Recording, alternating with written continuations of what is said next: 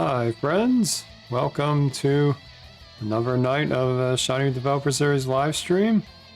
And my name is Eric, and I can tell you if you were with me last night, I can guarantee you I will not be going as long tonight because I am definitely a little sleepier after that. But it was all good fun, of course. But we're getting our hands dirty with some more development work with the running project shinycal. We're going to add some techniques to help me obtain more data more easily, even if it's just me using it. But it will mimic a few techniques that I've done in some bigger apps at work, and I think there's some cool little nuggets I'll share with respect to user experience and defending against disasters.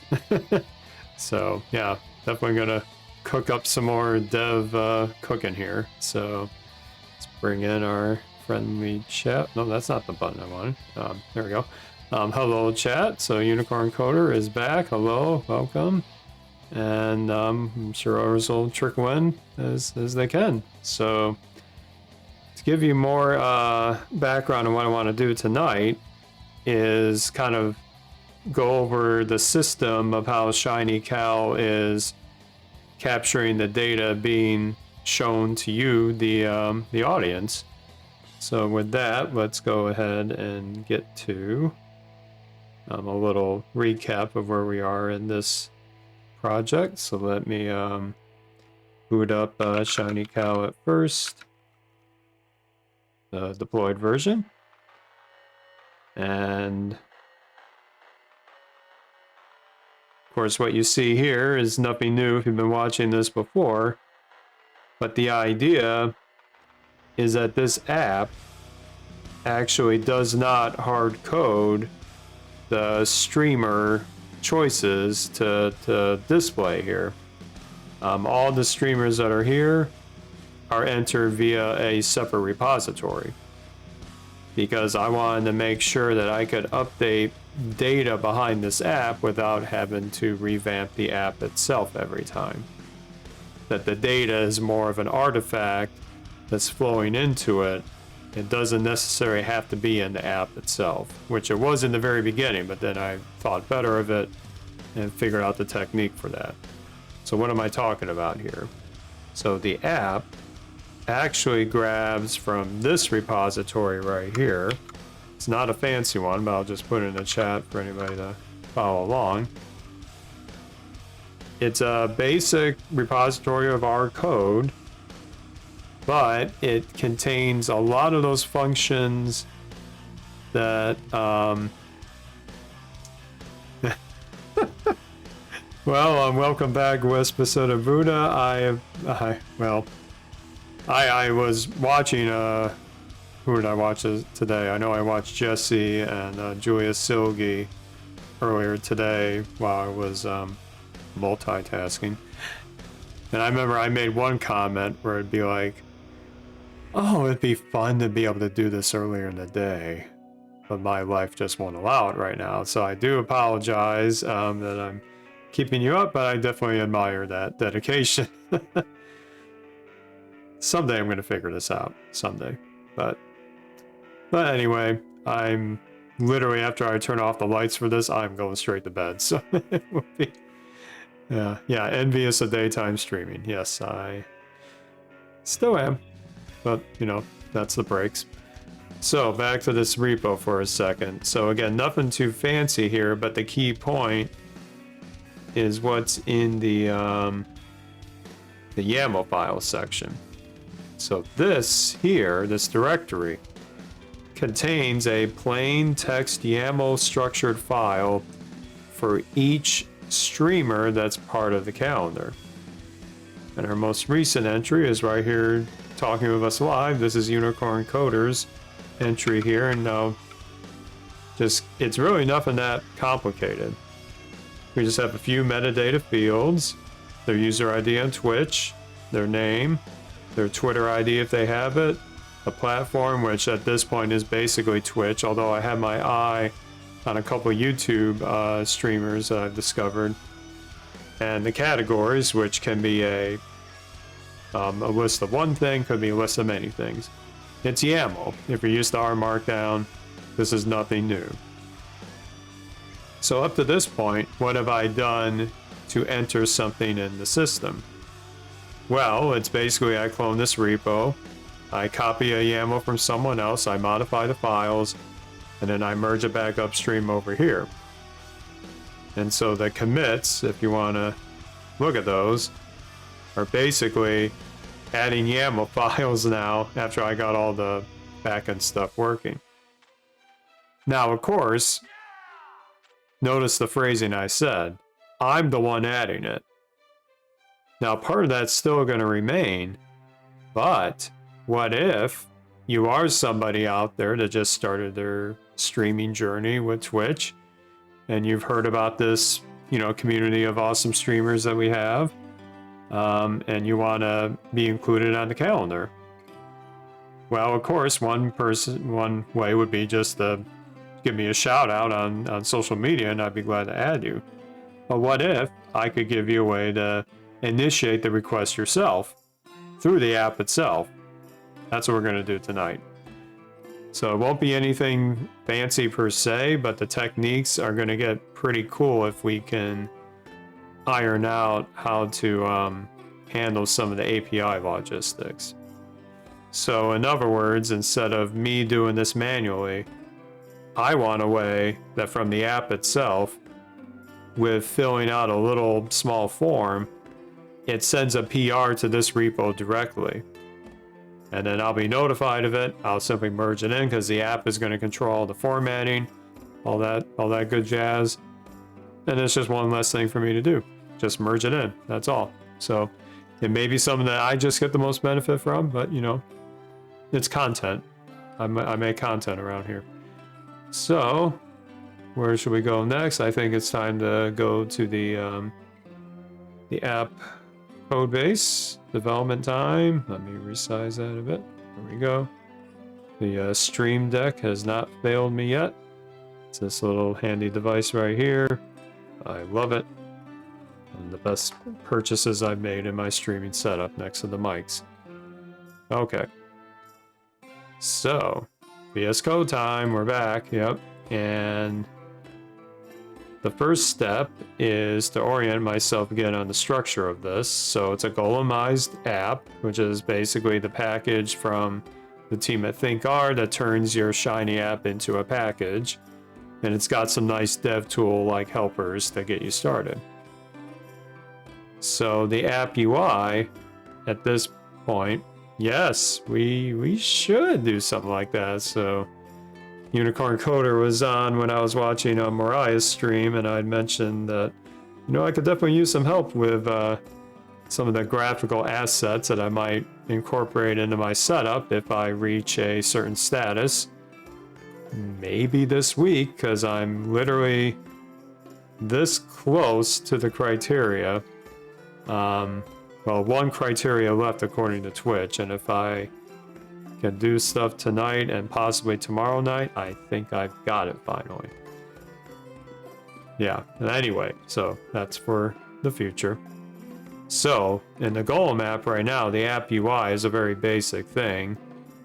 I'm including some text in the first part here. And it's simply a call to the ModCal Viewer UI. So it's basically been what you might say a single page app. Well, now we're going to make it a multi-page app. And I've toyed with the idea of either doing it like a typical multi-page app or making it really fancy with a package called Brochure, also made by the team at ThinkR, or Colin Fay in particular. I have not done a brochure app that had modules already, so I'm a little hesitant to do that tonight. So I think we're going to go the traditional route now, but it won't be a heavy lift to convert that to brochure later on. So we're going to make our life a little easier. So the easiest way to do a navigation in a Shiny app is what's called a nav bar page. And of course, since I haven't coded this up straight up in a long time, I need to look it up again. I think it's navbar page. Yep, it is. Okay. So the idea is that instead of doing fluid page, we're going to do navbar page instead. And there's going to be tab panels inside like the body of the call that give you the different tabs that you can click on at the top. So we're just going to do it basic tonight. We're going to get this in there so that we have the first tab being the main calendar. The second tab will be the form. Nothing radical here, but it just means we're going to start our dev work here. So let's look at an example before I go too much further. Yeah, tab panel. And then they also have navbar menu. Okay, so I think it should be pretty straightforward. I'm gonna wipe this out with navbar page. Introduce new package. Well, it's not new. Well, the brochure thing is new, but we're not going to talk about it tonight, so I wouldn't worry about it. There's another stream I did a month ago that talked about that, so you can look up the YouTube channel to find that. So we're going to do navbar page. And then I think we do the title. I'm just going to keep it basic right now, shinycal. And now we do tab panel. And this is where tab panel also has its own arguments, and I forgot the order of them, so we're going to look that up too. Yeah, the title goes first. Of course it does. So we're going to be verbose with this tonight. Yeah.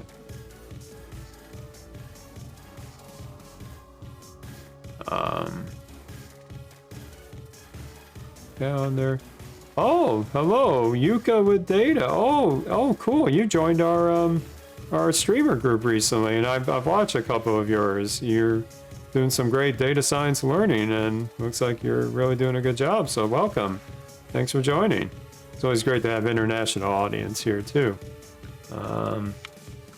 So title is, and we're doing Shiny app development tonight. So I'm not sure if you've done Shiny before, but it's one of my favorite things to do in the R ecosystem, and we got a calendar app that you are now a part of, actually.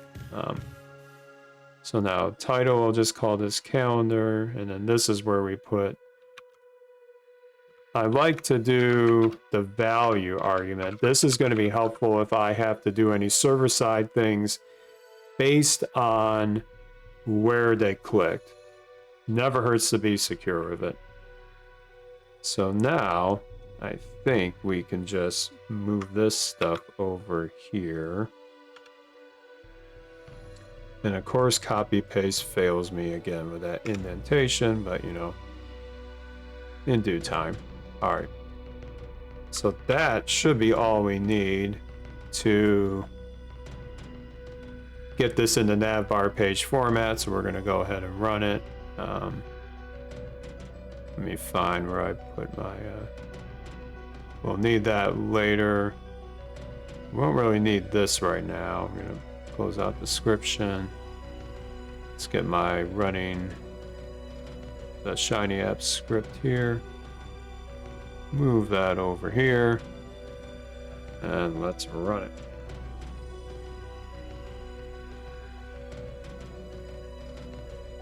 Okay, so it's, the title is very boring, but that's it. And then we have the calendar tab, so I didn't mess anything up there. Hi, Jacob Scott. Yeah, I saw you on some of the other streams. Oh, Afton, you're here too. Oh, we got a good turnout tonight. Thank you for joining. I always feel kind of guilty being like the nightcap on some of these, because I know a lot of you are definitely busy and have done great work yourself, so I definitely appreciate you taking time out of your evening to hang out a bit. So we are going to now do the new tab there, and it's not going to have much in it, but we're just going to put it in there so we have our placeholder. So let's move this out here, Back to our app UI. And that should be just as easy enough. GitHub Copilot. Look at what it does for the title here. Data science streamers. Well, not quite that one. We're going to do entry for this one.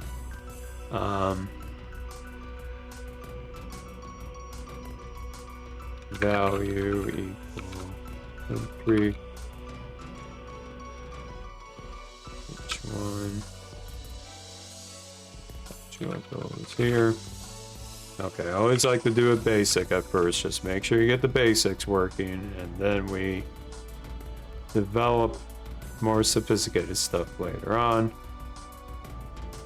Control C that stuff.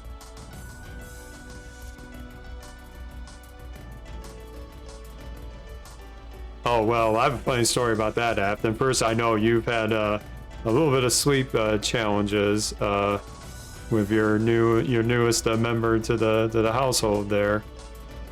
What did I mess up? Oh gosh, what did I mess up here? Did I miss a parenthesis somewhere? Hold on. Let's see what I did here. Yeah, I messed up the parentheses somehow. With the copy paste stuff, I think it messed things up. Okay, I think we're matched now. Let's try that again.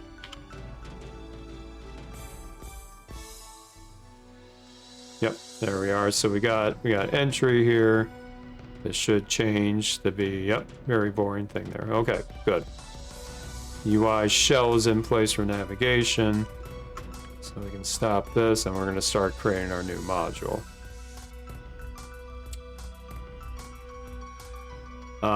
So yeah, my story for you, Afton.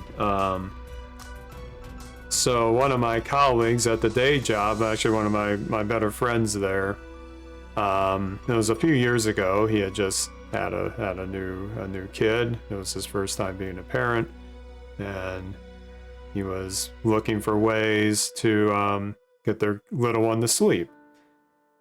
And he had mentioned that he had started listening to my podcast, which was completely unexpected. I never hardly talk about that at the day job, to be honest. He had discovered it on his own. I'm like, oh, hey, yeah, cool. Hope it's leveling up your art knowledge a little bit when you have spare time.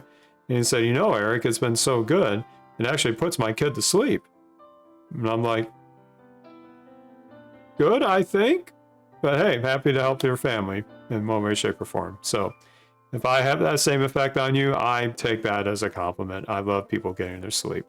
So back to business here. We're going to start launching a new module here.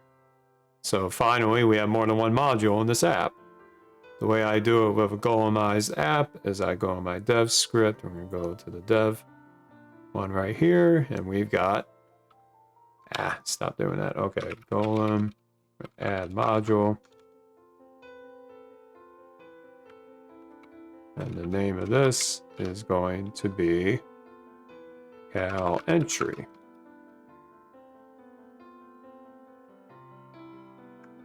There we go.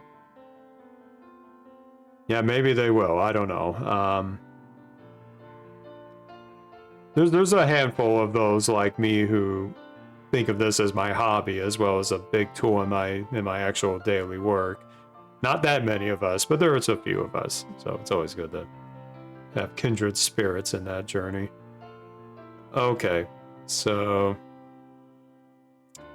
yeah, recipes is a great package. That was a great stream by Julia. Always enjoy what she does. Okay, so that module went right here. And here we are. We got mod. Now we're gonna have to execute this one too. So the way Golem handles it is it gives you these nice little helpers to put in your UI and server-side files so that you have something to go with. And we will just bang that right here. Then we'll bang the server one and the app server. Again, nothing radical here. Just make sure things work. Run the app again. This should not actually say anything. Yep, it doesn't say anything, but at least we got it in there. Okay. Now for the real fun stuff to begin. I've actually had, not necessarily by choice, but I kind of ran into these things. I've had a couple situations where I had to make apps that were, yeah, I'm sure you could all have some fun games of like the things I say over and over again. I need to spice up my vocabulary a little bit. I've made some apps that at the surface look like glorified web forms. They're just asking for some text inputs, maybe some numbers, and there's some kind of submit button and magic happens.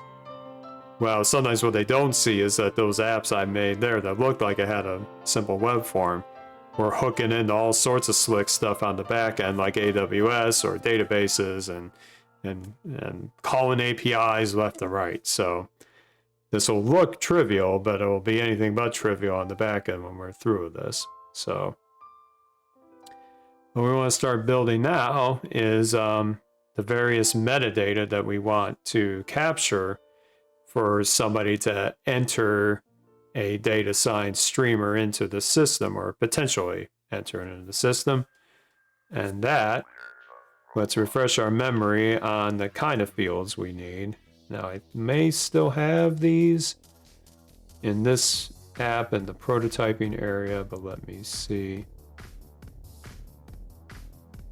Yeah, I do have a backup copy of it.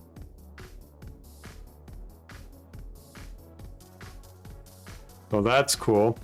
The music service I'm listening to now is streaming one of my intro songs for the OBS scene, so Mega Man 9 for the win.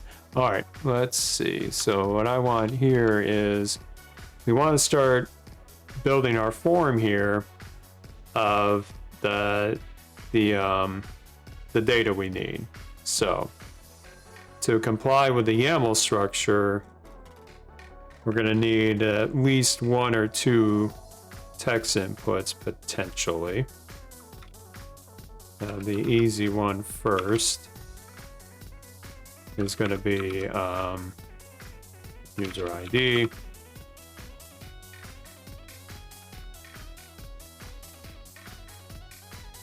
User ID. Now we're going to make the value empty, but what I like about text inputs here is that it gives you the argument for placeholder. So please enter D. Now we're about to do something else to this later on to make it even more obvious to the user they got to actually do something with this, but in due time. So first up, before I forget, I like my grid layout stuff. We're going to do fluid roll, and then we're going to do this as column width 6 just for now. I'm not sure what I'll do with the rest of the space, but I may do some cool things with it. So let's move this over here. And it did it again. There we go. So we got that text mode input in there. Now we want their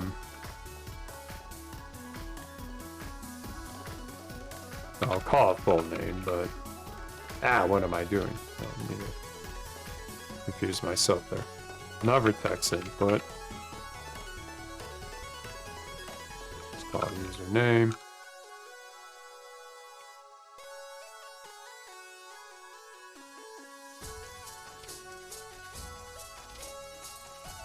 And make that a empty one. We're not going to do a placeholder for this one. We'll just keep that as is.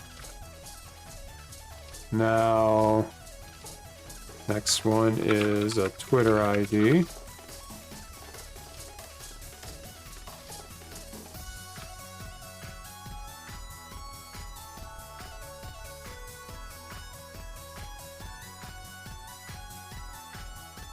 Now this is an optional field. I like to have it because I was going to use that as part of like the meta data. Whoa, unicorn coder. I hope others aren't having issues with watching this tonight. because unlike the other times, I can't tell now if I'm having the issue other than everything looking good.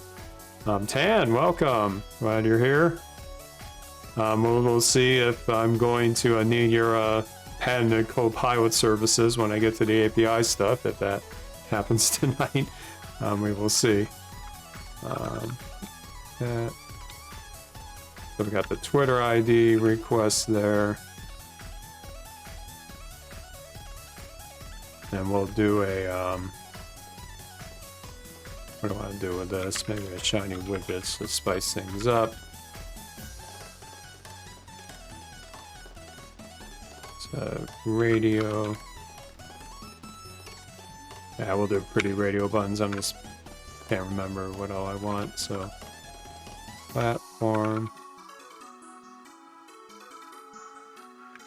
Label, we'll say. Use a platform. Choices are going to be simple. It's going to be Twitch or YouTube, although YouTube is not going to be used right now, so we'll default. Oh, even get up Copilot knew which one I wanted as the default there. Any other parameters I should look at here? We'll do the UI stuff later. Well, thank you for the follow, Heaven8X. I hope that's legit. Capture a date from a date picker. Oh, well, yeah, that, won't need that tonight, but I have done date picker stuff in the past, so maybe for another app. Okay, so I think that's all I need for that piece. And, for categories, I may, I'm going to do, a multi-select kind of thing. So what do I want to go with? You know what? Why don't I do this? Again, I love the Shiny Widgets package, so we're gonna... What's a gallery? What's their function called? There it is, yep. We're gonna launch this in... Alright. What did I do there? Oh... That's because to get that gallery to show up, we need Shiny Dashboard. So we'll just install it here, but we're not going to use it in the package, so it won't cause any fuss here. Alright, let's try that again. Alright. So what's nice about all this is I don't have to leave the IDE to, in this case, Visual Studio Code, to see which one I want. Okay, I want a, probably a picker input again. So I want to style it up this time. Or we could do one of these things.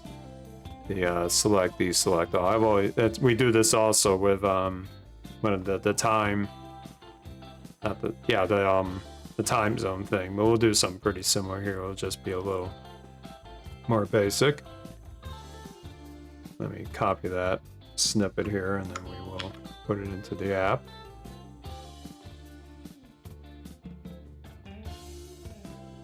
That will go right here.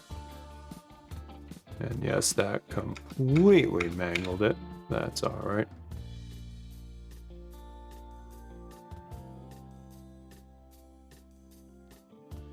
Do NS of categories.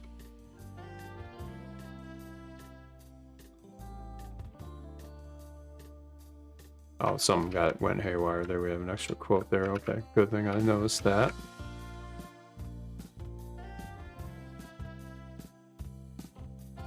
Select categories.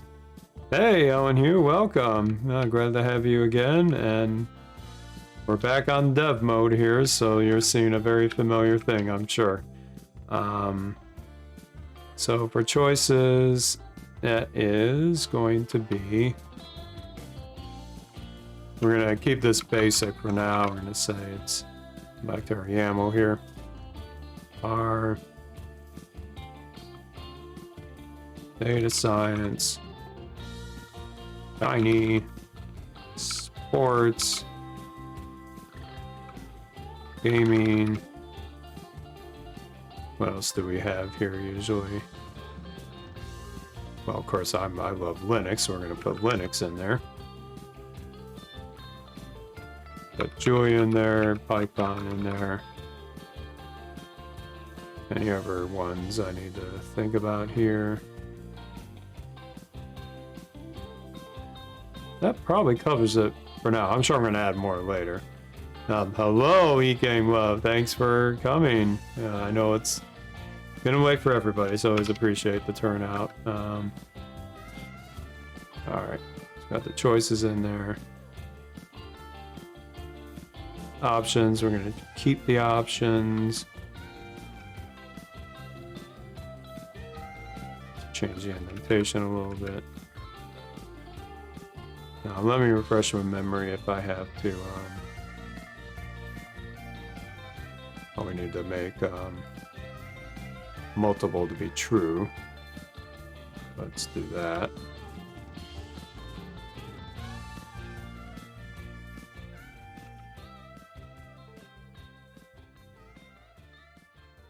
Well, it's my app, so I'm going to say the default selections are ha ha ha. So I think we got everything there.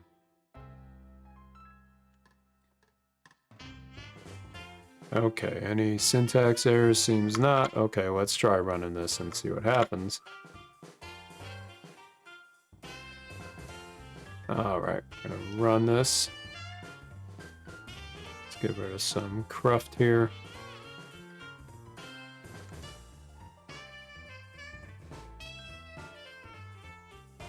And we've got nothing.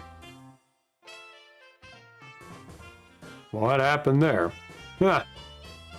Okay, anything in the console? Seems not. Okay, what did I do wrong?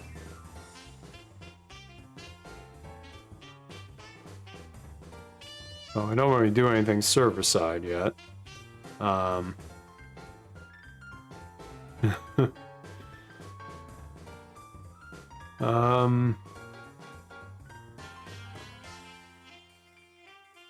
Okay, I must have done something silly here. Let's figure out what. Now, I know I call it in the app UI. Oh, I didn't save it. Oh, gosh, almighty go. Should have saw that coming. Okay. And now we're getting some problems. Okay, unused argument. Pretty radio buttons. Oh, okay, so I goofed on that argument call. Let's see what that should have been. Selected. Okay, I don't know if any of you all others have this problem. You mix up selected with value. I know I do quite a bit, so that's what happened there. Always read the docs, everybody. And we have another error. Oh. Yeah, that's... I know why that is. We need to refix it. Okay. That should fix that issue. No, we got more problems. Oh. Ah! Boy, I'm really silly today. I didn't realize I had multiple in that call too. Okay. Try that again. Alright, now we got it, I think. Let's see what the entry says. Okay, we got our entries. Then we can select any number of these, deselect or select all. Yep. Cool. Alright. So.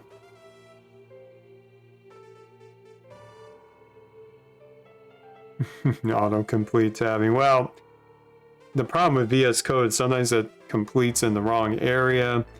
And it, yeah, anyway. Auto tab is awesome. So. Now, I want to mark the fields that are mandatory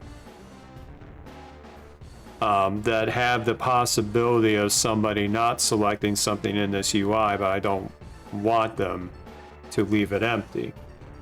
So the first way we're going to do this is there's a handy function in Golem, or a script I should say. Golem utils UI, and they're going to give me an easy way. It's in here somewhere. With red star, and you just put this around at the end of a label, or like wrap it in front of a label here, and then it will simply give a little notation there. So we're gonna do that right here.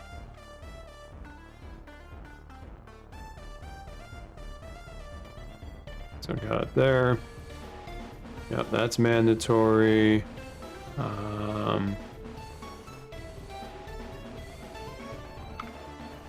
We need just something for the name. All right. That's mandatory. We're going to keep this optional. That one, they have to choose one or the other, so there's no reason to do it there. But we do need it here.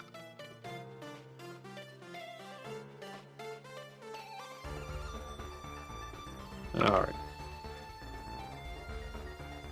Let's make sure that showed up the correct way. Clear out my cruft here.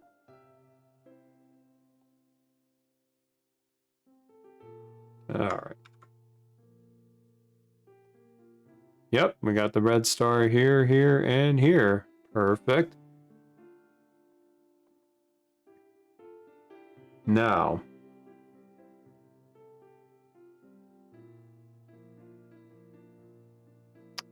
let me think here the next step. The next step is to have a little button to actually initiate the request, and then that's when we're going to start doing our server-side logic here.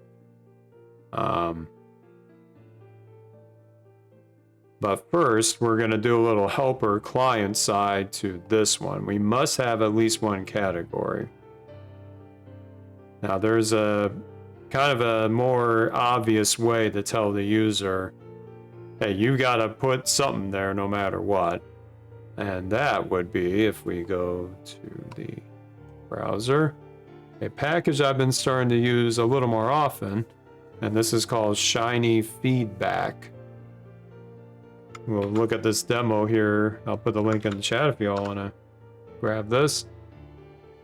But what's nice is that this package gives you a way to put text and decorative colors to certain fields that you want the user to really pay attention to and make sure they actually do something. So this one I want to do for the picker input, that if they don't have a choice selected, that it's like, whoops, you've got to enter something there. So that's what we want to try in. Oh, shinyvalidate. Yeah, that's another one. We should talk about shinyvalidate. They have their, like, what shinyvalidate is positioned as is this is adding input. Oh, you know what? This is kind of doing the same idea, isn't it? And this came well after shinyfeedback. So shinyfeedback is at least a few years old, if I recall correctly. But I think this came from, well, names that are very familiar to me, Richie Owen, and of course Joe Chang himself. So maybe we go with this first. So let's roll this in there. Now I don't believe it's, oh, it is on CRAN. They haven't updated their README yet. That makes the installation easier. Back to VS Code. Since we're doing RM, that is an RM install call away. Shinyvalidate. Very fast install. That was about, what, 2 seconds. Um, anything Joe writes, I will give a lot of weight to. He basically has enabled me to have job security. So, okay. So let's see how to use this package first, because I've heard about it. Like I said, I've heard about it. I'm very curious about it. But let's see what we do here. So we create an input validator object. Add one more validation rule. Start displaying real-time feedback. Okay. And that all of this is done server side. Okay. So let's look at the demo of this in action, and then we'll see what this is all about. Yep, so that's required. And now it goes away. Now this is the cool stuff, is that you could also set up these rules to not just see if something's there, but does it meet your standards. So that's actually going to come in handy with the Twitter ID thing. Because I don't want the user to enter the @ sign in their Twitter ID, so I want a message if we detect that to say, hey, you don't need that @ sign, get rid of it, kind of thing. So that will be a good practice. So again, a lot of this is, let's be honest, this is overkill for something like this, but this is how I learn. I start building these into fun projects. I mean, I made a Lego mosaic maker a couple years ago, for goodness sake, so lots of overkill on that one. So that's the example app. And then the idea is that we create that input validator object, and we add some rules based on the input name. So actually, let's look at the source of this. Might be easier to look at the source. So the UI is just name, email, greeting. Then they create the input validator object, add a rule for each of these. So it looks like these are helper functions that it has, and it must have one for email directly. Oh, that's slick. Okay. That's yeah, that's I walked into that one, didn't I? Okay, let's give this a shot. So Isomor says, first, welcome, by the way. They say you could always go with HTML5 validation. Certainly I could, but I'm also doing this, like, this is not just me learning, this is also for those that are maybe getting new to Shiny and they want to start doing these cool extensions. I try to do it as much in native Shiny as possible, or package extensions. And then when I need to, I'll get to lower level with HTML5 and JavaScript and all that fun stuff. And yes, I have been getting very low level with Viz Network for a very important, what I'll call my biggest app ever project. And I have been beaten up virtually on that one. It is a mess. So this one's much simpler. So I like doing simple stuff to wind things down. Yeah, I know. I like this package too. So let's put this in the chat just in case you didn't grab the link. In case you want to bookmark that. I think I have bookmarked it before, but it's been a while since I had. So let's give this a shot. We are going to implement this into our module, the server side portion, because we don't have anything there yet. So time to go back to VS Code. I'll be starting to copy paste stuff and go from there. Okay, so it's going to go here.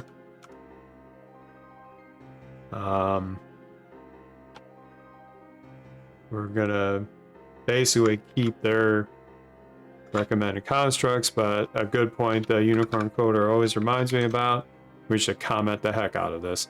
Let's say establish,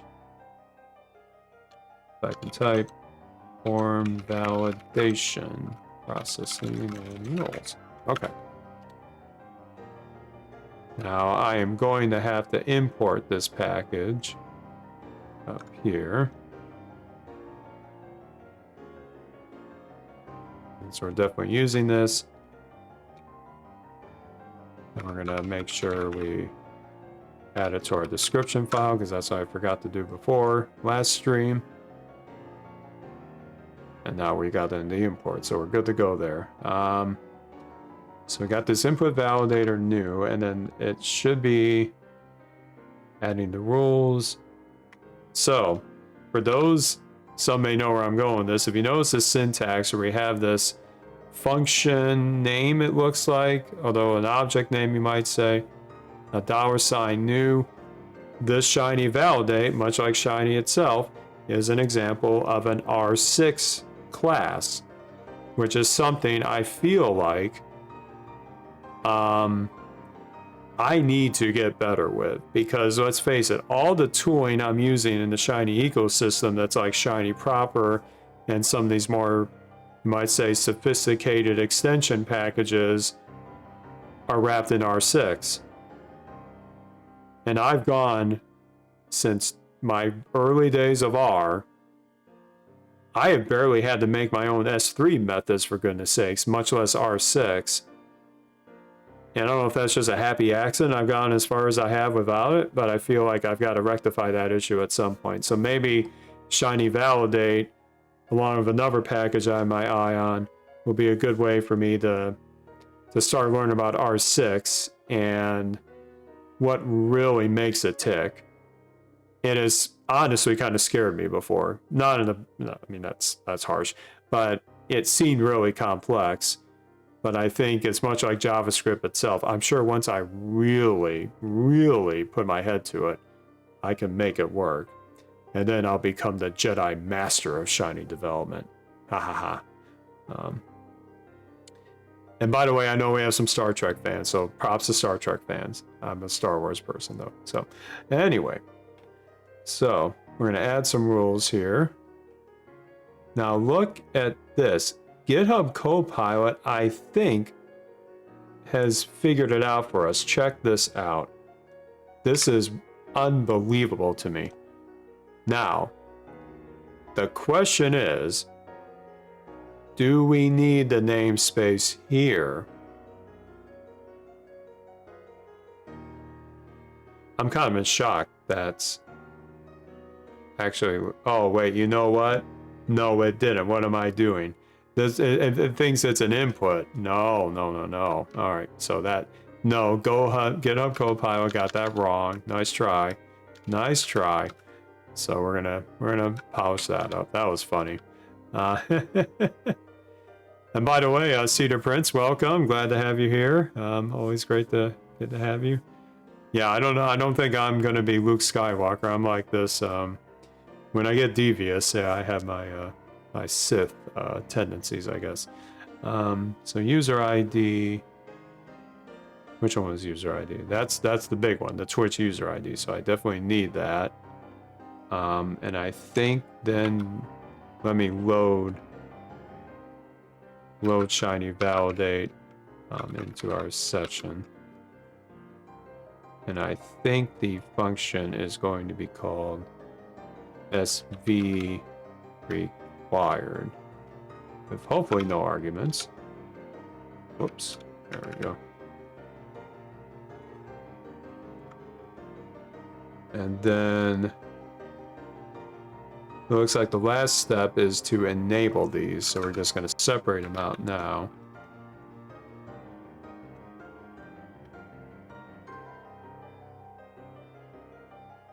Okay. You think it does need NS? Well, I'll take your word for it then. If you say it does, let's face it, I have no reason to doubt you and your powers. So we're gonna put it in there and let's see if it works. All right.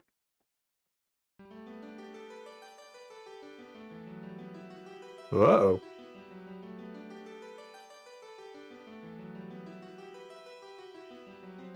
Attempt to apply non-function. Oh, Nelly. That.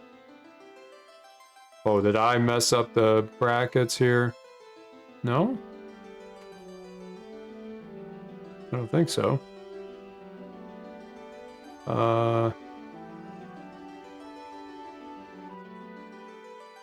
Entry 63. What's 63? Did I not get that right? Let me copy the one from the example. And see if I did anything really crazy here. Oh, what am I doing? Oh, good grief. I did... What do you call that? It's camel case instead of snake case? Good grief. Wow. It's been a while since I did that one. Okay. Joys of not a unified syntax of function names. Alright. Good, good. Now, it didn't actually show anything here.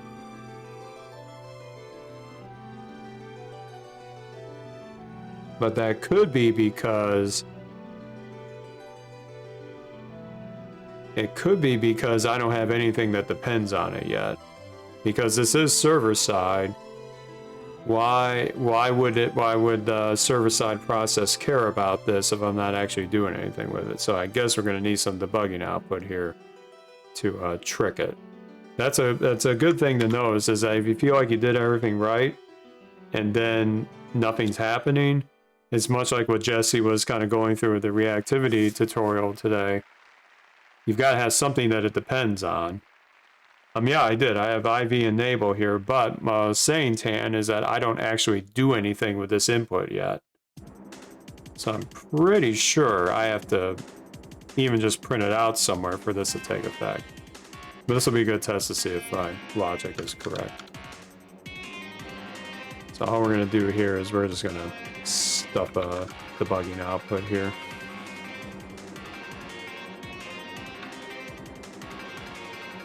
Text output. Okay.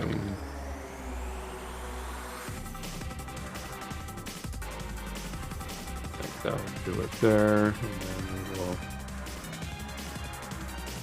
populate that.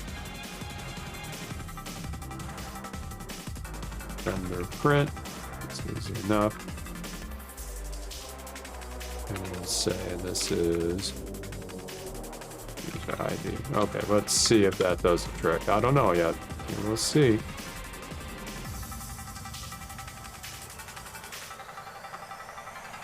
You know, I have a funny story about this Cedar Prince is that my wife and I took our kids out to a beach up north because we had a week off of work in early July, a mandatory week off. They call it the summer shutdown. We wanted to go somewhere that didn't involve flying, but something that was kind of different than the real kind of Midwest feel. So we took them to the beach up north, not too far from where I grew up.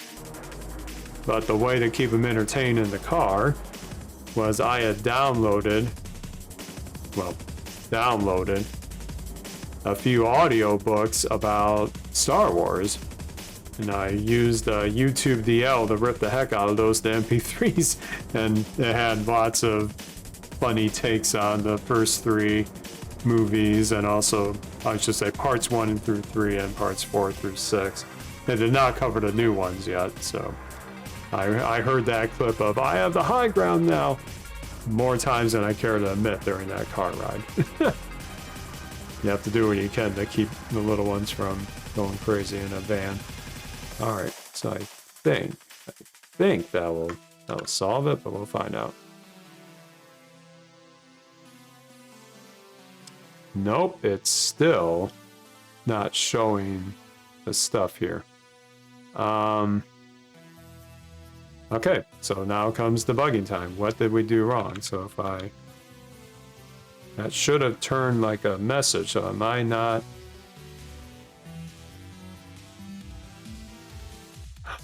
Oh, there's a rec that I'm missing.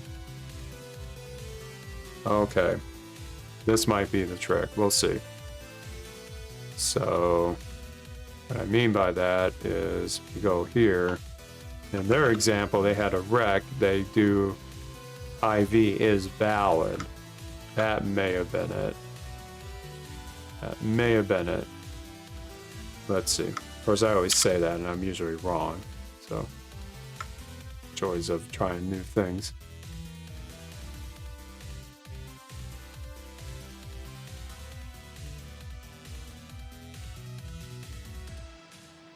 Okay, still nothing there. But if I...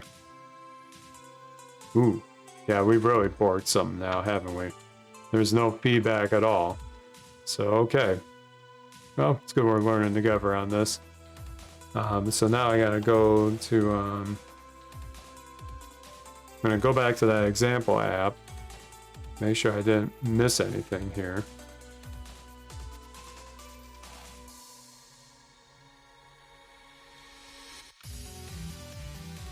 See, that is showing it. It's saying required. So what is different here? I definitely import shinyvalidate in this module. I declare it as a new thing. IV add rule. But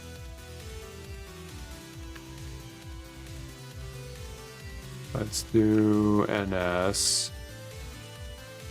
Well, let's take out NS first. This is just a hunch. I don't know. Maybe we don't need NS after all. I'm just doing the easy stuff first. Aha! Isn't that crazy? Oh, sorry, Unicorn Coder. I guess you were trying to post emojis or something. My stream elements is a little more stringent. I need to modify that a bit, so maybe Tan, if you could help out with that, that'd be great. If you're around. If not, that's fine.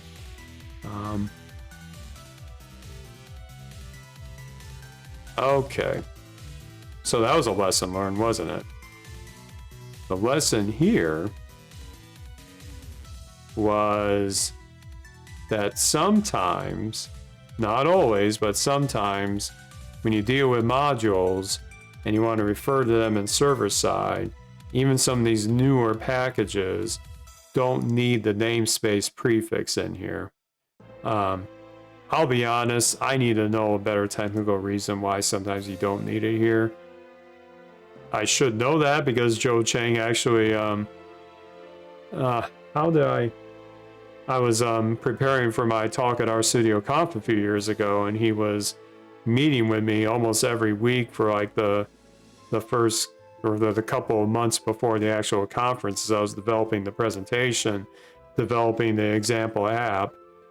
And there were so many like tricks and inside of Shiny things he told me, and I tried to absorb all of them as best I could, but I'm sure there were some that that I missed. So yeah, and that there's something in there he's probably told me about this namespace prefix and when you need them and when you don't. Yeah, hopefully that gets Unicorn Coder back. Sorry about that. But yeah, so now we know we got our rule for the user ID. So that is now required. And we're going to do the same thing then for the other field, which was username. That's a copy pasta away.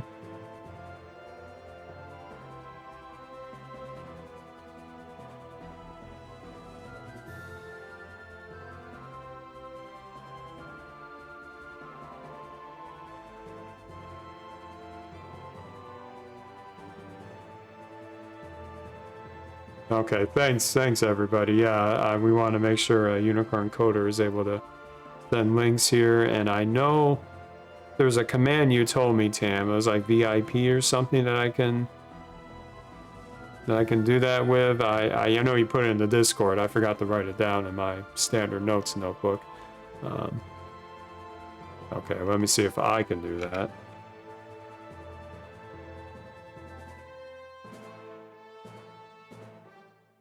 Okay, I was able to figure that out now.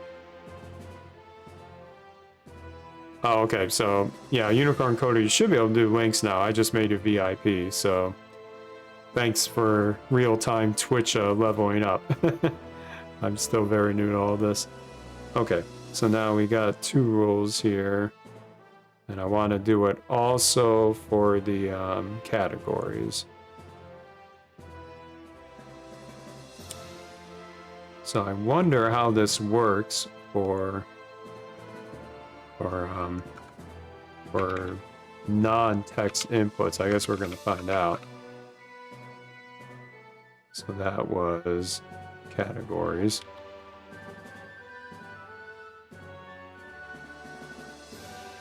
Let's see. I'll be shocked if this one works. We will see. You know, it's funny you mentioned Lisp, Cedar Prince. This became a little bit of a joke at a meeting today with my team, a subset of our team that's more in charge of kind of building tools and building packages and consulting with all this. Oh, I'm still on the, oh, thank you. Yeah, sorry, somebody, yeah, please ever, if I forget that, chime in, please. Okay. Well, I mean, yeah, that literally fell into my, how did that even happen? It was like a bunch of lucky coincidences that I had applied for the talk in their conference abstract submissions. And at that time, I was like, that was the point where it was like modules started to click for me. And I thought they needed another voice in that to really show how powerful they are. But I didn't think it was going to get accepted at our studio conf, for goodness sakes. I mean, that was crazy. But then he messaged me out of the blue and said, you know, we kind of like your idea. Let's talk about it. So it was kind of like a second screening of that idea, and I told him my ideas, and he's like, okay, let's go for it. I want to make sure that you get the key messages that why shot modules are so powerful, but also, you know, some of the things that we've been trying to tell that they thought they didn't do a good job about. And so he was, yeah, those were fun times. So like I have very fond memories of that experience. And well, thanks. I'm glad it was. I remember I was a nervous wreck before it, but that was fun. Easily the biggest audience I've ever spoken to in person live by a long shot. Nothing at work ever came close to that. So good stuff. Memories, I say. All right, so let's see if this additional rules work for this part of the app.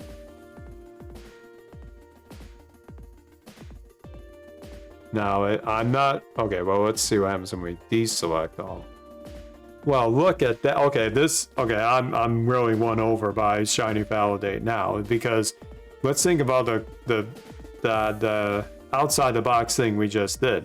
We used this rule on an input that doesn't come from Shiny directly. It comes from Shiny widgets, and it still worked. That's next level. If I had a soundboard, I'd play the Final Fantasy Victory theme. That's slick. I am sold on this now. So love it.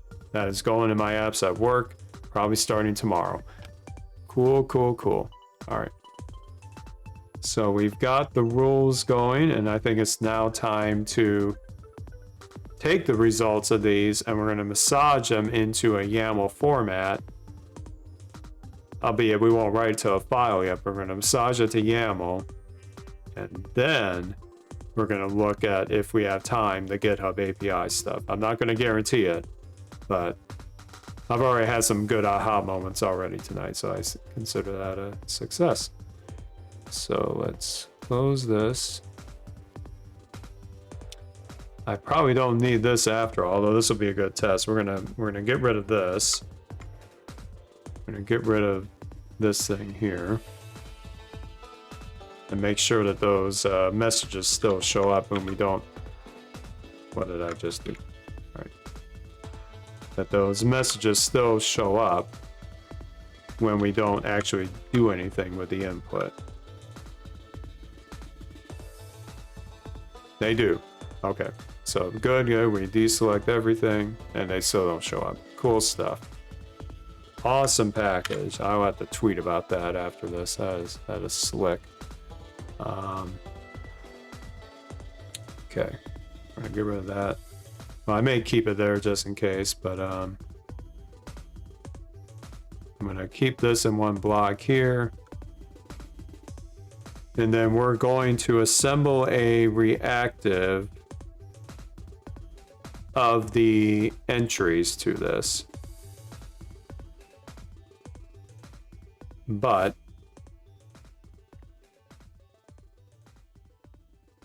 what do you have here? Let me look at what Tan just linked to. Let's take a look at this. Oh, validating shiny modules, really? Oh, where'd that link open up? Am I over browser? Hold on. I gotta look at this.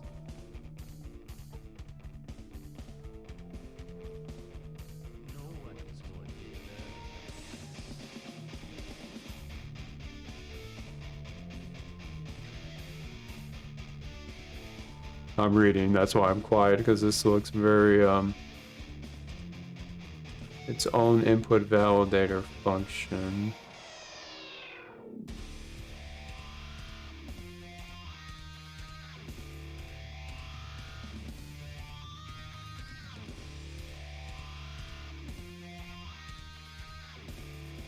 Okay, this is really high, going deep in this. Yeah, maybe that is what it is, kind of like, yeah, Joe Chang knows how shiny. Oh, this, yeah, there's no way I can digest this stuff. I have way too little brain cells for it, but I will definitely look at this tomorrow. That looks like something I need to pay attention to quite a bit, so thank you, Tan, for investigating that. That is looking slick. Okay, so an entirely non-incomplicated things. We want to assemble all this into YAML data, but we want to make sure we don't do that until the user actually does something to initiate it. That's we will do an action button.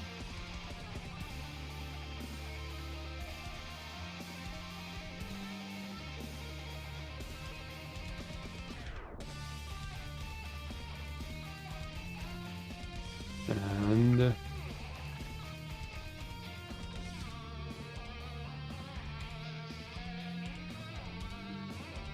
I think it's rocket. I like the rocket one. Let's see if I got that right. The style, I think I do jelly a lot of times for this. What else do I do for this? Color. Success. We'll do a big button here. I think it's LG. Okay, let's get that in. And then we'll do an observe event here. Whoops. Arm submission.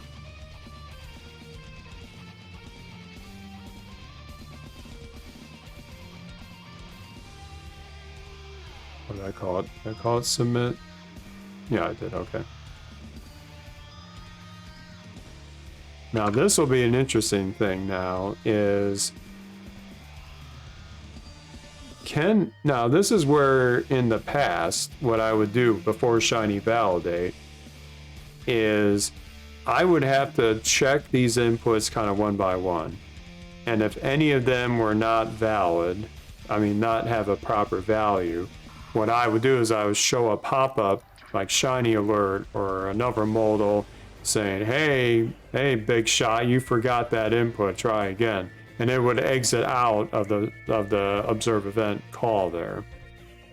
Do I have to do that here?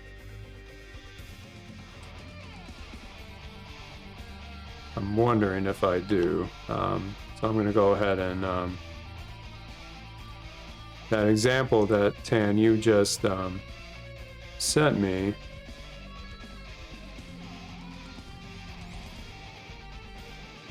It may be helpful here. So do rec. Oh yeah, that's what I just did in the other input, didn't I? Yeah. Okay.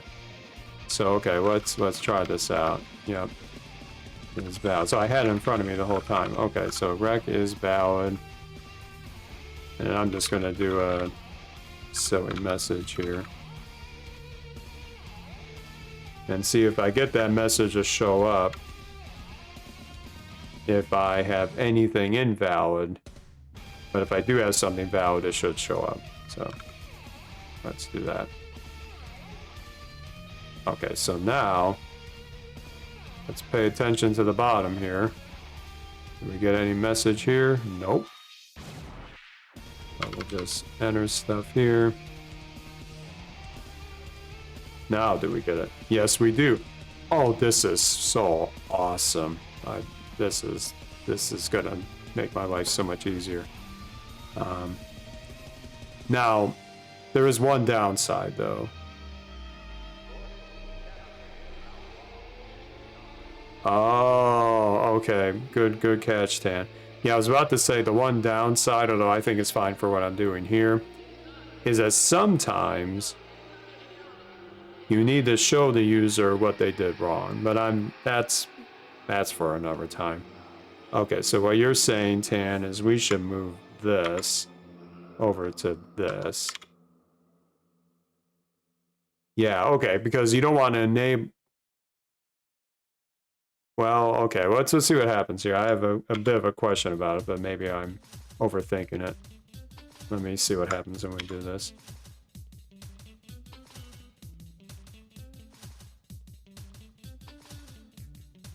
So, I see. So now what we're doing here, only start validating when they go for it, which actually is kind of nice because you don't want to hit them with it right away. The stars should be plenty indication enough that they have to do something here. So why make it harder than it has to be? Good catch. I like it. Yep. So you've been thinking about these issues a lot like me too. That's slick. Okay. So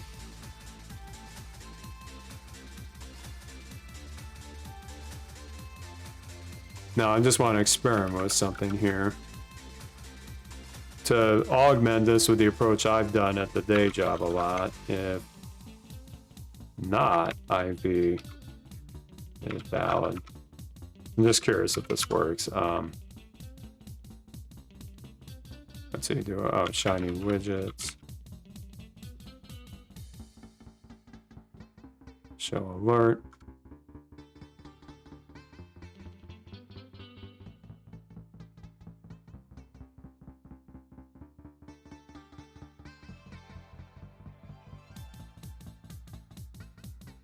I'm just curious if this works. That was just out of curiosity at this point.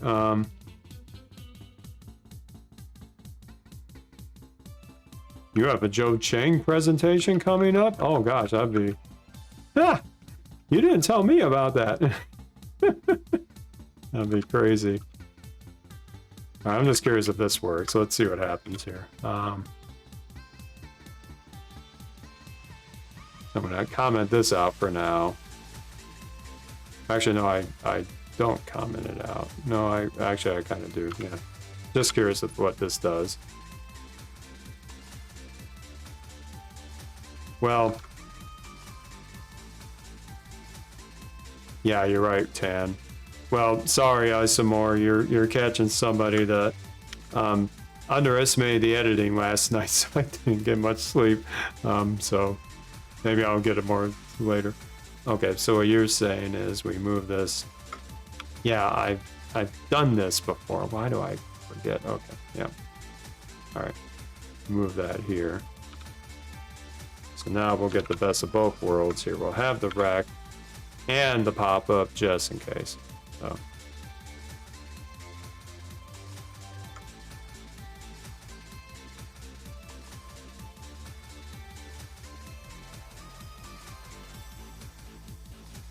Yep, bingo.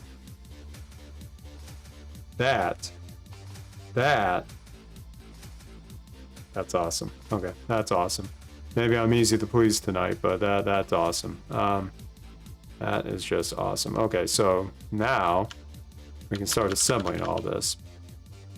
So the way I'm going to do this to get the YAML structure, yes, we need a comment, you're right.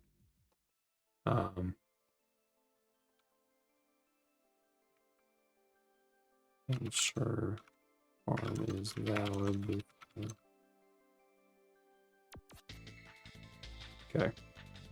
Now we're going to do assemble form inputs and create YAML structure.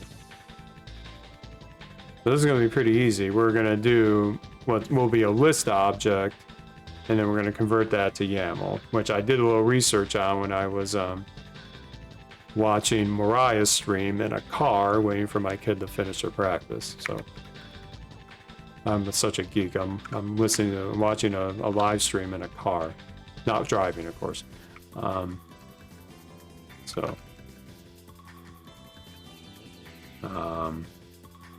going to call this entry list. This is a list, and then we're going to say, all right, now time for my VS Code prowess. We're going to open this to the right so that I remember what my input names are. Okay. And look at that, GitHub Copilot, I think is going to get it right this time. Yep, got that right, got that right. Got that right. Got that right.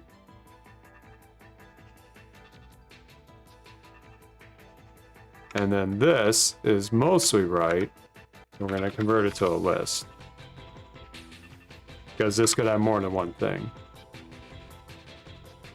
I think that'll work. I'm not sure though. We'll see.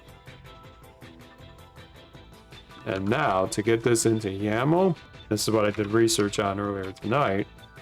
The YAML package as an as.yaml. And then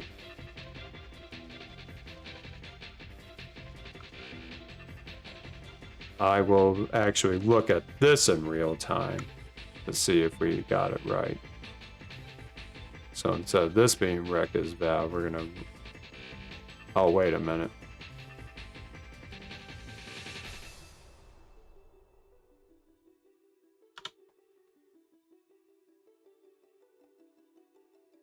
Reactive val time.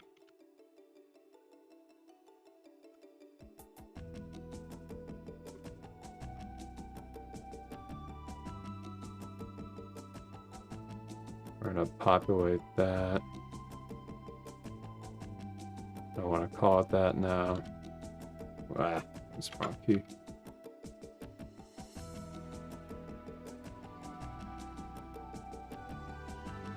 And then that will be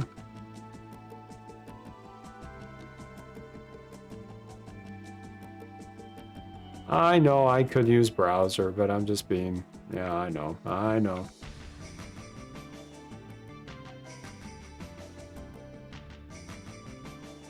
Okay, let's see. I'm just trying different things, liven it up a bit. All right, let's see if that does the trick. Move that here.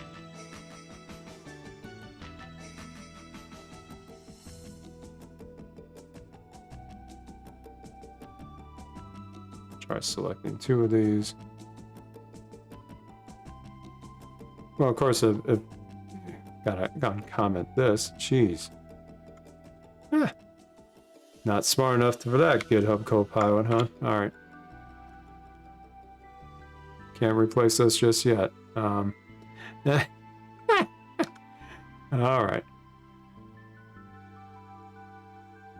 Let's try that again.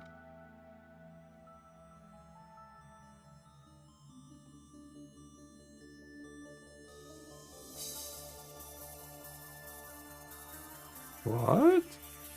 Oh, jeez. Okay, so that's just print it out. Okay, eventually we'll get this right. All right.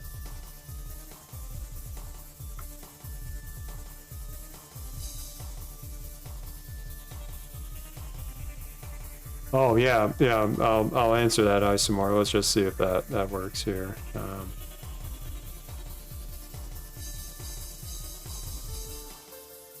right. Okay. Now it's not pretty printed, but we see the user ID, username, new line, Twitter ID, new line, platform, new line, categories, and then a dash for art. I think I got it. I actually think I got it.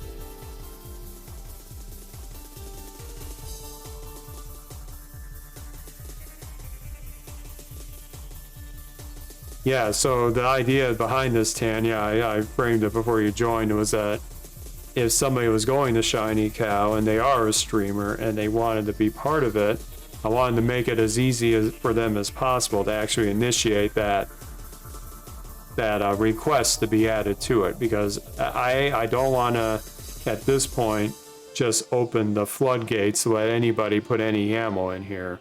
So I still want it to be like a PR to my data repo.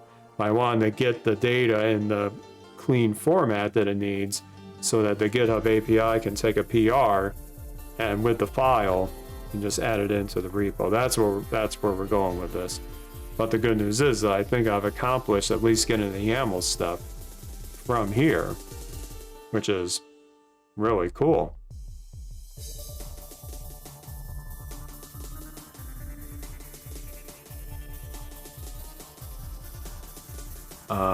Okay, so I think we should be pretty well set for that piece of it. But the part that I gotta figure out next, and it's probably gonna need its own dedicated function for. Oh, maybe yeah, let's try cat on that. Good point. Yeah, let's see if that makes it more readable. Let's just make sure.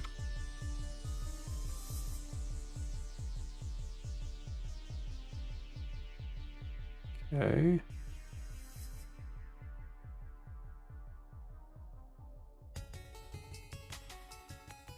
Yes, good call, Tan. The cat does it well, so this is what the YAML file would look like. Let's compare that with the YAML from an example. Where do we have that?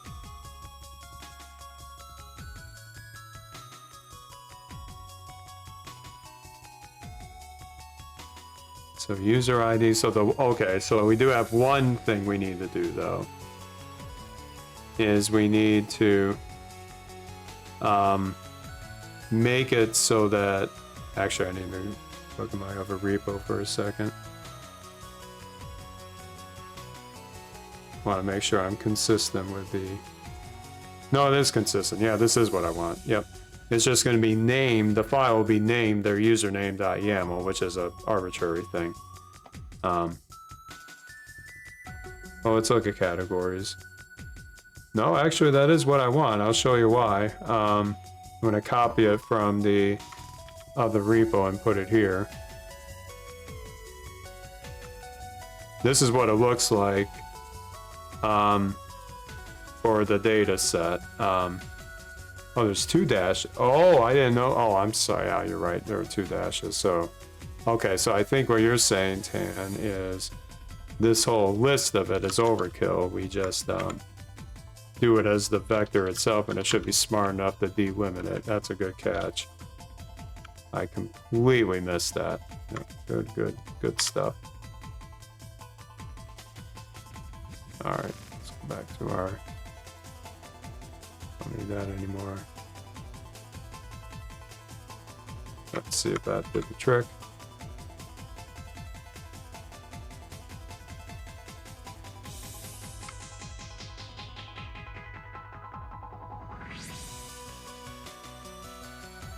Yep, that fixed it. Now the dashes, there's only one dash per thing. Good call. Yep. Even though I thought I was going to give Tan a night off, so to speak, he does come to the rescue, first finding one of the best packages I've ever seen in the Shiny ecosystem, and then this thing. Oh, what about list, set names, username?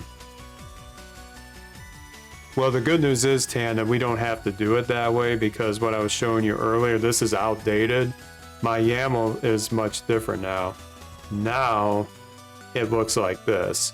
So we've actually got everything we need. But I did realize there's something we are missing here. Is that I don't have the color stuff yet. But that's an easy thing to add later on. But I want them to opt into that. So I think that's looking solid to me, at least the form itself. I'll clean up the layout of it, but I think we've got it. I think we've got it. Yeah, if we did the one file thing, your trick definitely would have worked. I mean, who am I to doubt you, right? Yeah, so Isomore, yeah, let's kind of close it up by what's the big picture here. So the idea is that the user will enter stuff here. They'll have, obviously I got the icon wrong, that's a different story. They'll hit the submit button. And then what that's going to do is that will, when all this is wired up, it's going to do a PR to this repo. So this repo is not the app repo. This is the data repo.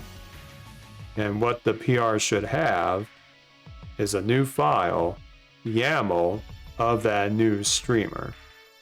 And then hopefully I can figure out how to get that into a PR directly if it's under my account technically. And then... Oh, okay, so yeah, good questions on the logistics of this. Yeah, I'm going to copy that into a new file. But I don't think it's going to use the user's GitHub account because I'm not asking for that. It's going to be under my account. So I'm going to be basically doing a PR to myself. But I'm going to make it very unique in the subject line or the title of that PR to know that it's coming from shinycal directly. And it's not coming from just a general PR that's been done manually.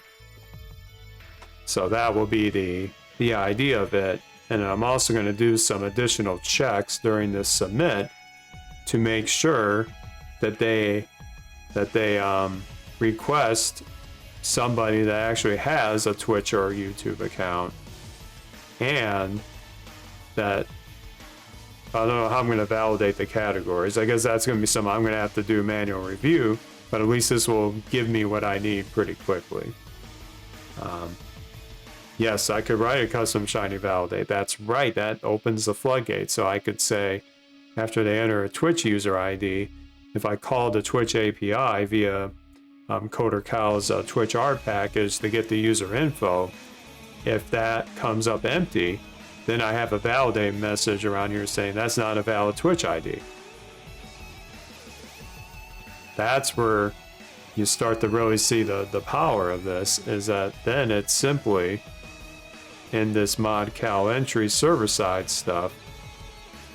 That's just another rule that maybe I do my own function for, which I believe they have wrappers for it. So it wouldn't be a Shiny Dev Series live stream if there wasn't some over-engineering of a trivial task, but we just did it and I'm learning a lot from it, so why the heck not? So even though we didn't get to the API stuff tonight, we have now opened the door for this app to be a lot more robust than this particular interface. Yep, call the API to check Twitch. That's exactly it. That is exactly it. Yeah, so Twitch R. Let's give a plug here. Let me look it up on the browser here. I'm sure I have a bookmark somewhere, but it's easier just to... That is right here. I'm going to get the GitHub repo proper. CoderCal, who was, or at least eGameLove was here earlier. This is it. This is now what powers the data, the Twitch API grabbing based on those YAML files in the data repo. This is making it happen. And he also added, at my request, the where did that come from? I'll look in the commits here. The scheduling time to grab the schedules and to get the vacation times parsed correctly. So that was all. Oh, there we are. Yep. So they were asking about Twitch R, so I wanted to plug it. You've been very responsive to it, and we're going to use Twitch R again as. Oh yeah, that was was no, well, it's not new per se, maybe new to you, but this has been like the engine behind shinycal, along with the calendar widget itself. So yeah, we broke the rules. I'm a rule breaker. So yeah, Twitch R is awesome. We're going to use that as part of the custom validation rule of this user ID piece. We can even use it for the Twitter ID thing too, if they supply that with the Twitter API perhaps. So very cool. Very cool. All right, well, let's at least, before we get out of here, do our commits here so that we don't leave it at a place where I forget about what the heck I did. We're gonna go in order here. Get rid of this stuff. Let's save. All right, so that's gonna be new version. Stage description. Namespace. And then we're going to initialize new module. I'm just going to throw all this in here because it's all related to the same thing. Boom. Done. Okay. Oh, I didn't show the VS Code thing again. Sorry. So I just did a bunch of commits here, well, 2 commits really.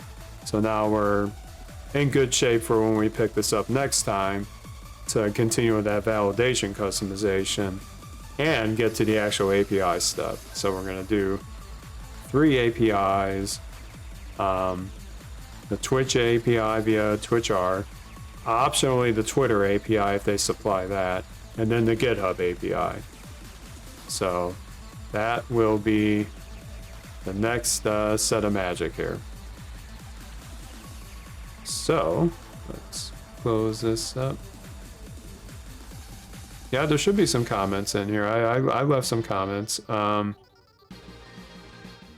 about kind of the flow of it, if that's what you meant. Oh, or do you want to ask a question? That's fine too. Whatever you like. But I think I've got this about as far as where I want to go tonight. Okay, let's close up stuff here. And one thing we'll do is I briefly looked at this before the stream. Where is it?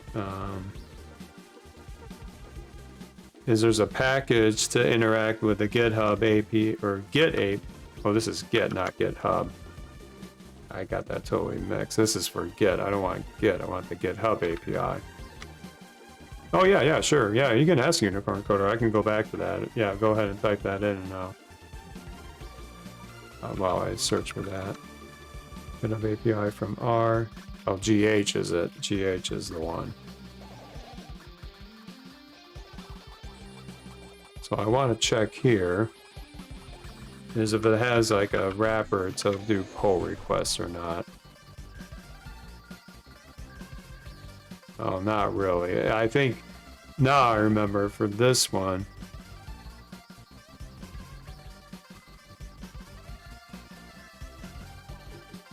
Is this one you have to kind of know what endpoint you want. So it's not as intuitive, but there was somebody else. Actually, I know this person pretty well. Made a ARP Emily Reader. Is it Raj GR.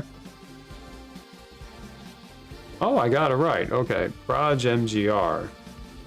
Managing human dependencies of your projects.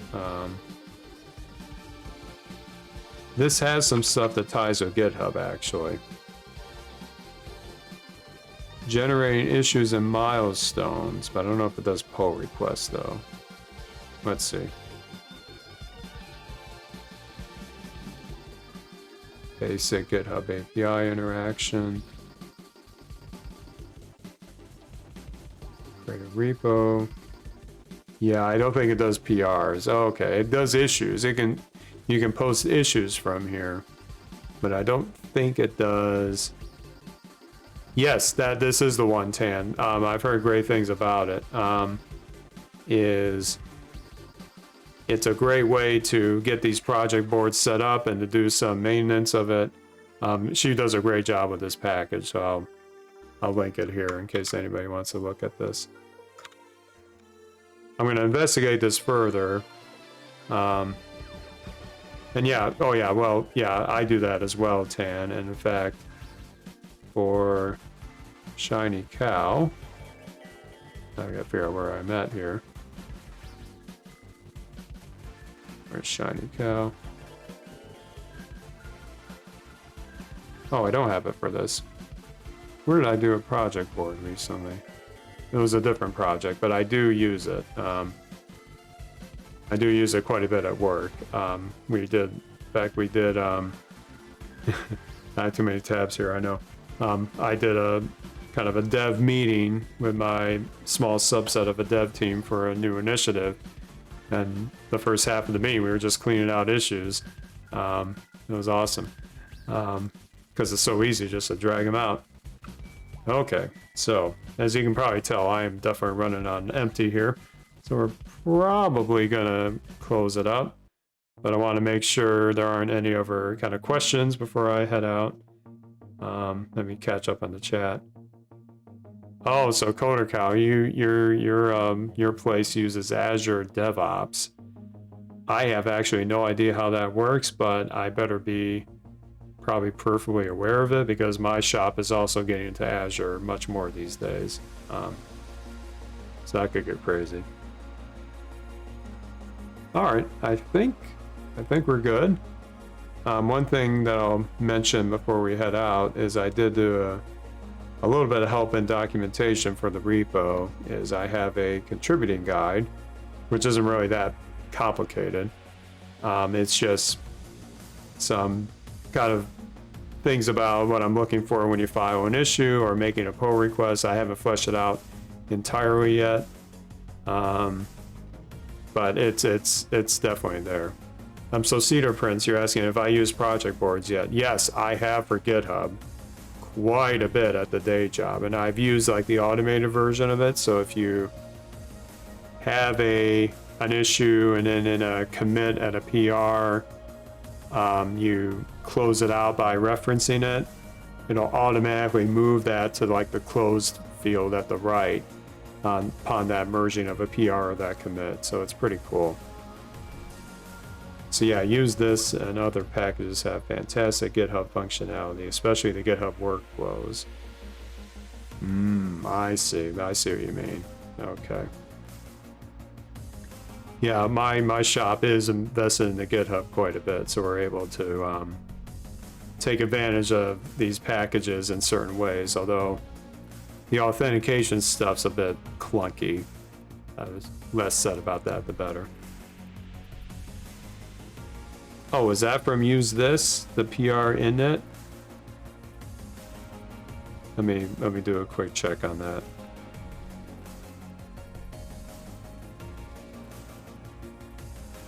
I forgot about use this entirely, so let me switch. Well, yes it is. Yes it is.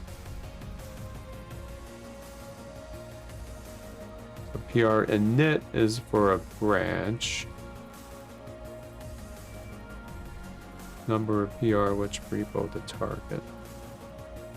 Okay, I will look at this probably tomorrow or some other time to see if this can work in my use case. That looks really cool.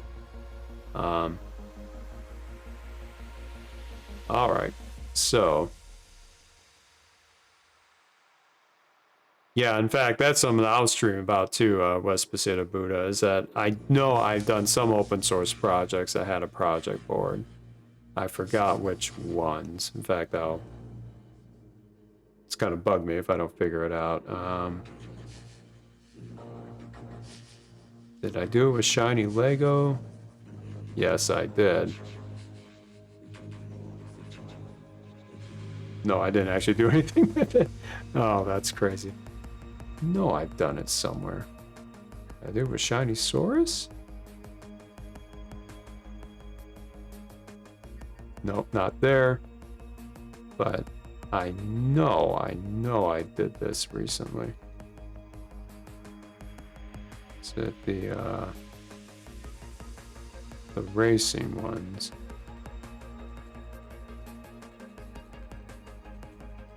Hot shot.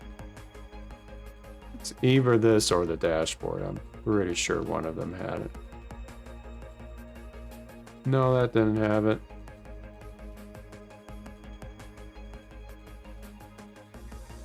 Oh, okay, well, I didn't actually do anything with it, but yeah, this is what GitHub Projects looks like. Is you put the issues in your to-do, then you can drag them in progress. In fact, I just didn't update this, but I definitely did stuff for this, and then when you close them, they'll go to done.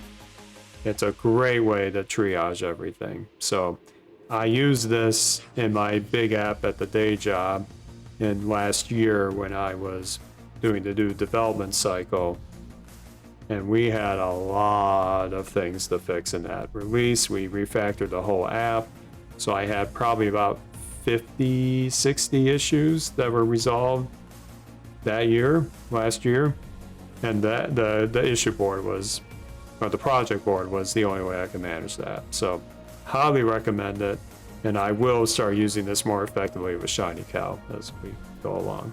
All right. Okay, well, I am definitely pretty tuckered out from that, but we made a lot of progress. 2 new finds, and of course Tan is directly involved in at least 1 or 2 of them. The shinyvalidate package, which I hadn't known about, but I didn't realize how powerful it was. And just some really cool stuff around, well, I forgot what the second one was, but shinyvalidate's the one that I'm gonna take for a while. That was really slick. Oh, the YAML stuff, yeah, you help fix the YAML entry stuff as well. So, okay, well, I haven't made the final call if I'll be on tomorrow night or not. Depends how I feel, I guess. But we'll see. But anyway, I want to thank you all for joining me tonight, and it's fun to get my hands on some dev stuff again, and shinycal is getting even better. So you all have a great night. Hopefully an easy way to end your week, and we'll see you online, I'm sure, in some way, shape, or form. So I'll sign off now. That is end of line. Good night, everybody.